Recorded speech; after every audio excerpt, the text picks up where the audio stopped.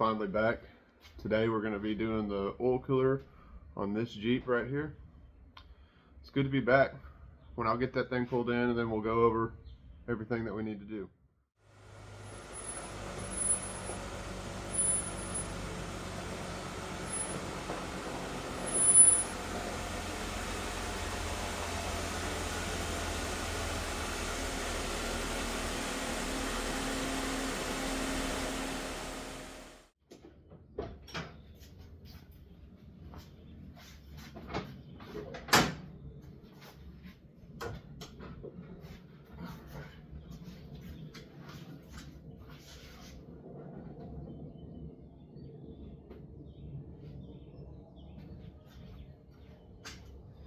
Nicest part about the Jeep, you can flip that hood all the way back.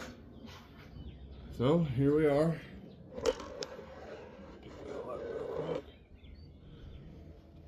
Alright. So the problem here is it's leaking oil. So these things came factory with the plastic oil cooler, which this is a 2014 Jeep V6. I don't remember the top. But anyways, it starts right down here. That's obviously where your oil filter is. But underneath is where the oil cooler and all that. Well, that's all made of plastic. I don't know if you can tell from the video, but this whole thing is made of plastic and they're prone to cracking. So we got the upgraded aluminum. We're gonna get everything pulled apart and see what's going on. First thing we're gonna have to do is remove our cold air intake out of the way. A couple connectors that we'll have to undo once we get ready to take the throttle body and top part of the intake off. Because we'll have to get this intake out. And then it's down up underneath there. Let me get a couple things set up and then I'll cut you back on. Alright, so we're going to start with, we're going to remove this intake horn. Then we're going to have to get this upper part of the actual intake manifold off. So normally there's two nuts right here. There's two more down at the bottom. These are 10 millimeter there. The bottom ones are 13. If we just take these completely off, we can loosen the bottom two. That way we can swing that bracket out of the way. And then we have to remove all these harnesses here, these hoses. We're going to want to get this piece off here. There's two clips that hold that up, and then there's two 10 millimeter bolts on top of this that hold this down. So then we can take that off and remove that out. Once we get there, okay, there's another bracket right here. If we undo these two 10 mils and then come over here, pop those off, we can pop that bracket out. And so far that's what I can see that we got to do. And then looks like there's probably maybe 7 bolts holding the upper intake on. These are going to be 5/16. So it looks like there's 3 across the top, and from what I can tell, looks like there might be 4 of them holding it on right here. Once I get it off, I'll explain everything a little bit better. That way I can see what I'm getting into. But I'm going to get everything taken apart off the top, and then I'll cut you back on and walk you through it again. Right, so we got that. So basically everything I told you in the beginning was the same, except for there was one extra bracket that was mounted up here, I believe, that I didn't talk about taking off. Yeah, it was right here. So it was the two 10 mils that go into that, and then there was two 10 mils down here that screwed into here, and that held the front part of the intake on, and then all the wiring harness and all that stuff clipped to it. Okay, so our next step is we're going to take this lower part of the intake off, and from what I can see, I believe there's 8 bolts, but there's 1 here, 2, 3, 4, 5,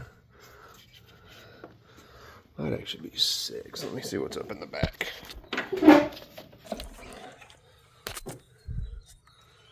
I don't don't see any in the back. So maybe 6, 7 bolts, something like that. But those will be the 5/16 as well. And you can leave the fuel lines and all that stuff hooked up, because what we'll do is we'll unbolt it and then we can just lay it over to the side. All right, let me get that pulled off and I'll cut you back on. Here it is. This is what we're trying to get down to, this whole piece right here. If you look down in the valley, it'll focus. You can see there's oil down there and everything else. So we're gonna go ahead and shove some rags down here in these intake ports, just because the valves and everything are right there and we don't want to get nothing down in there and mess anything up. But there looks to be I think 5 or 6 bolts holding the oil cooler on, and then you have right back 2 sensors back there, and then there is 1 coolant hose, if you can see it right there. It's kind of hard to tell, but yeah, it's right there. This mesh cover, that's a coolant hose there. So we'll have to take that off, and then those 2 connectors. I believe it's 5 or 6 bolts. But anyways, this is what we're going to be replacing it with. I'll get the piece out and everything, show y'all. There's 1, 2, 3, 4, and 5 bolts holding that oil cooler on. And they're going to be these star heads. Alright, she's all out, and you can see all that damn oil down there. Just full of it. I'm gonna get all that cleaned out and everything. I'll show you how to put the other one together, because it doesn't come assembled, but has all the pieces and parts and everything else that we need. There's a culprit right here. You can see leaking out through here, and then those gaskets were just trashed. Probably leaking from here as well. But that was our main problem right there. It's all plastic, so we're gonna sit here and upgrade to the aluminum. Let me get some stuff cleaned up and then I'll cut you back on. Alright, we got as much of it as we could get out. So, bunch of rags and a little Home Depot bucket vacuum works good. And then I taped a little 3/8 hose on the end of it so I can get down in there. Worked really well. There's a lot of oil up there. Alright, so our next step. Now we've got to put this new water, or this new oil cooler together. So you've got several gaskets here. These gaskets are obviously going to go right there. Both of those. Okay, we want to make sure, put a little oil on them when we're putting them in. And then we're gonna, after you do that, you've got 2 little pins. You got a hole here, which goes on that pin, and then a hole right there goes on that pin. So it'll end up sitting just like that once you have your gaskets in. Okay, and then that will be these Torx bolts right here. So there'll be 5 of those, I believe. 1, 2, 3, 4, 5. No, 6 of them. So you'll have 6 of those. Okay, and then I believe those get torqued down to 7 foot-pounds, if I'm not mistaken. If you order this Dorman kit, it'll actually come with all your somewhat instructions there, but it'll tell you like torque specs and stuff like that. So that would be full filter housing, so that's going to be those 5 bolts. Those will get down to 9, and then those there, so it's 9 foot-pounds. And I believe there is a certain sequence of which way those are supposed to be torqued, so I'll try to put up a picture of that. And then on the cooler itself, when we get ready to bolt it to the top of the motor, this is the torque sequence there. But once we get to that, I'll throw the picture back up. That way y'all can see it. But we're gonna get this set, and I will put this together. That way we can get it put in. All right, guys. here it is. So we got it all put back together. Don't forget to put your 2 sensors back in it. We'll do that. So it was 9 foot-pounds of torque. There's no special sequence on these bolts, but I just, you know, went diagonal.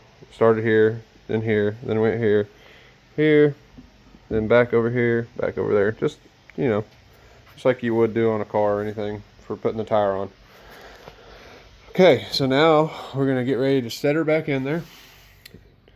Got to remember, we got to hook our coolant line back up here, and then those 2 connectors, and then we will drop these 5 new bolts in, and then this will be the torque sequence, and those also get tightened down to 9 foot-pounds. So when we get that put in there, oh, and also one other thing. So there's a O-ring right here, this one here.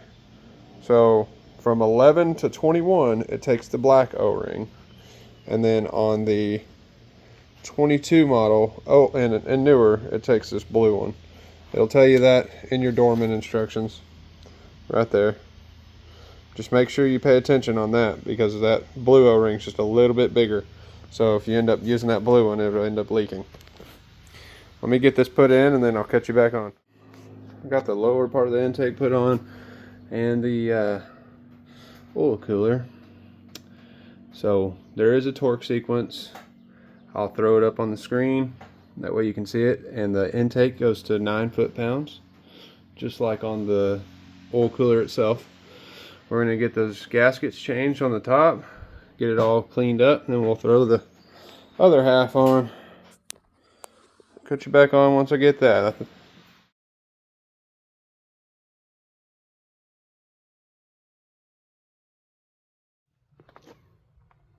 There it is. It's all good. I already did the shakedown. If y'all have any questions, just holler at me and let me know.